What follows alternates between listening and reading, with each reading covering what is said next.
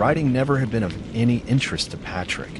Throughout his life, it was his older brother, Sean, who had been the creative and artistic one, while Patrick quietly had assumed the role of the unknown introvert. But for years now, thoughts and ideas had been filling Patrick's head in a constant war against his shyness, and his overwhelming fear of failure kept his innermost peace and ideas all balled up way down inside.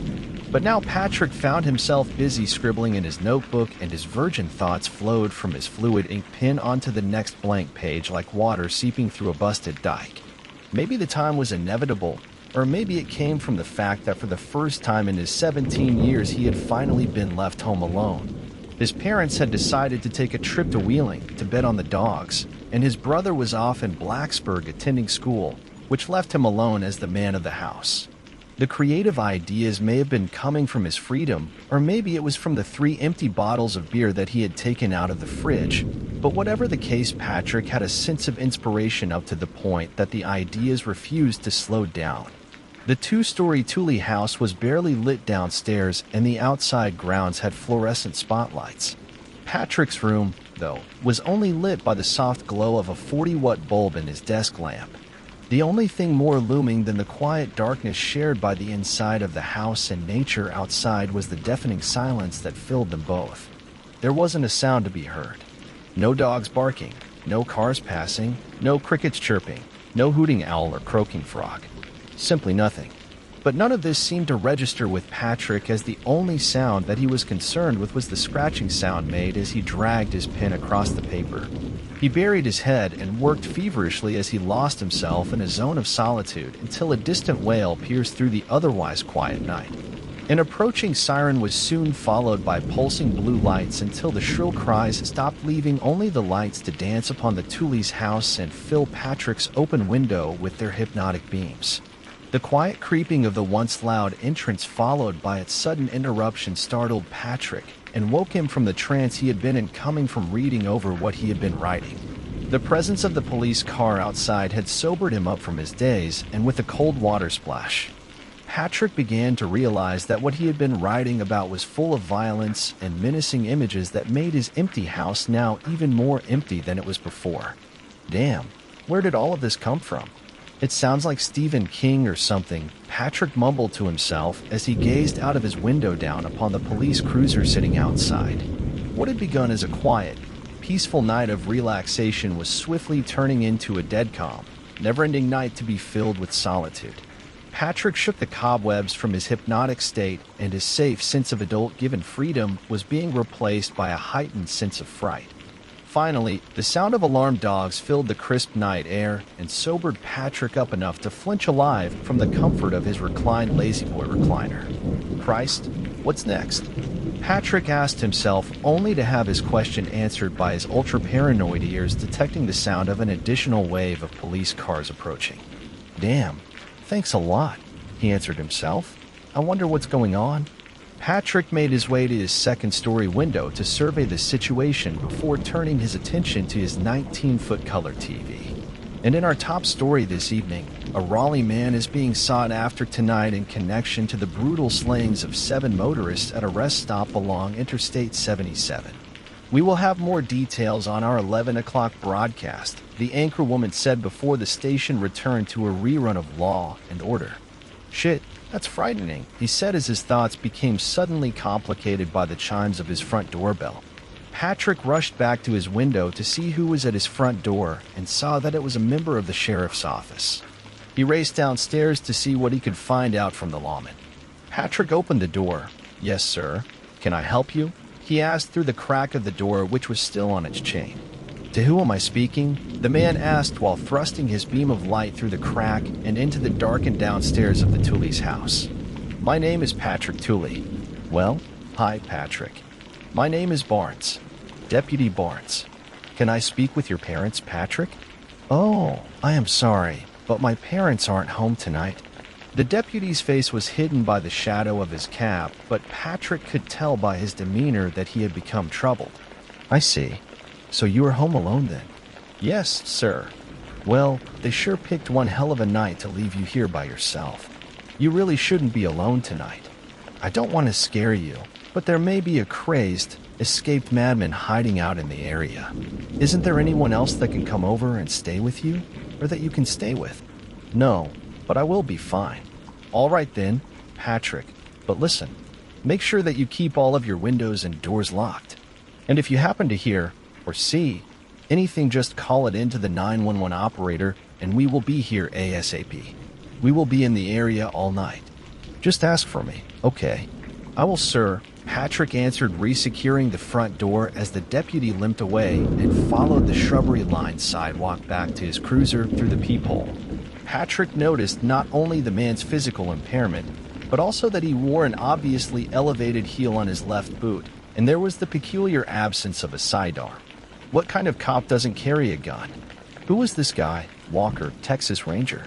Calm down, Patrick, he said as he slapped his own head. Your mind's playing tricks on you. And Patrick went back upstairs and into his room. Damn, it's almost 11. I'd better turn on the tube. I don't want to miss this. The Twin Cities highway area was shocked this evening as several bodies were found along Interstate 77. News Center 11's night desk has learned that state authorities had a suspect in custody at one time, but the suspect was successful in a daring escape from authorities. The suspect is described as a white male approximately 6 feet in height and weighing 180 pounds. State police confirmed that the suspect was, indeed, injured during the escape and is not believed to be armed but is considered to be extremely dangerous. The anchorwoman continued before Patrick turned off his TV and made his way towards his phone. There was just something uneasy about the deputy that Patrick had talked to, and he had to be assured that he was indeed a cop. So he picked up the phone and called the Carroll County Police Department. Carroll County Police Department, what is your emergency? The voice asked. Patrick was unprepared and he froze for a moment. Yes, I was just wondering, could I talk to an officer named Deputy Barnes? Please hold, the operator said as the phone line went cold for a couple of anxious seconds. Yes, we have him on hold. What is the nature of your call? And the connection went dead as Patrick hung up the phone with a feeling of assurance that the deputy did, indeed, exist. Patrick quickly became tired of watching the night's excitement of the patrol cars routinely driving back and forth through the neighborhood, and he decided to go to bed. Before he tried to sleep, though, he checked every door and every window of his house to make sure that they were all securely fastened, but even with his house totally locked down, the fact could not soothe his thoughts as his head rested upon his pillow and his excited mind flirted with the idea of an escaped maniac and its entailing reality of total loneliness. Until his energetic vision subdued and he finally drifted off to sleep. His sleep was neither long nor restful, though, as he was suddenly awakened by a large, strong hand shaking him by the shoulder. What do you want? Patrick asked in a panic, expecting it to be only in his dreams. Take it easy. It's me, Deputy Barnes, said a voice, making Patrick realize that this wasn't a dream but very much a reality. What are you doing here? How did you get in? He asked, withdrawing from the lawman's grasp while reading his name tag and glancing down at his feet. Patrick noticed the right name, but the height of his boots were the same. His shadow cast into the hallway was obviously clear, but his face remained cloaked in darkness by the hall's light coming from behind him. Look, there is no time. Your front door was wide open, so I came inside to check up on you. I think that our guy might have gotten in. All right, Patrick answered as he rose from his bed and wiped the sleep from his eyes, then followed the deputy out of his room. I think that he might have struck again. I found 2 patrol cars with their officers dead inside.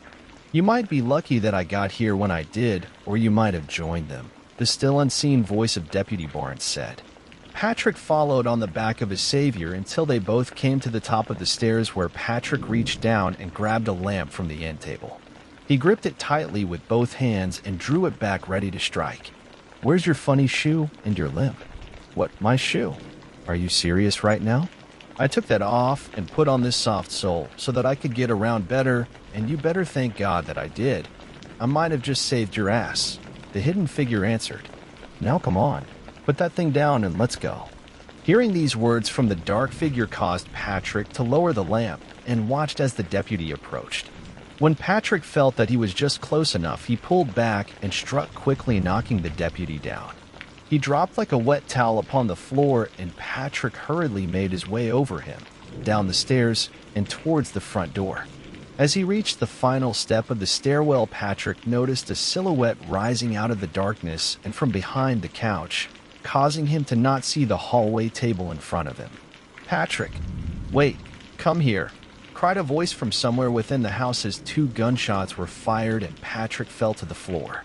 He regained his balance and crawled on all fours towards the door as another round was fired, soon followed by the heavy thud of a fallen man, followed by the reassuring voice saying, "It's okay now, Patrick. Everything is all right."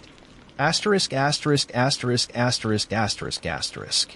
The following morning, the Tuoleys returned home early from their trip and were greeted with the sight of a crime scene, ambulances, and state police cars. They were quickly ushered away to the local barracks to be filled in on all of the details of the past night's events.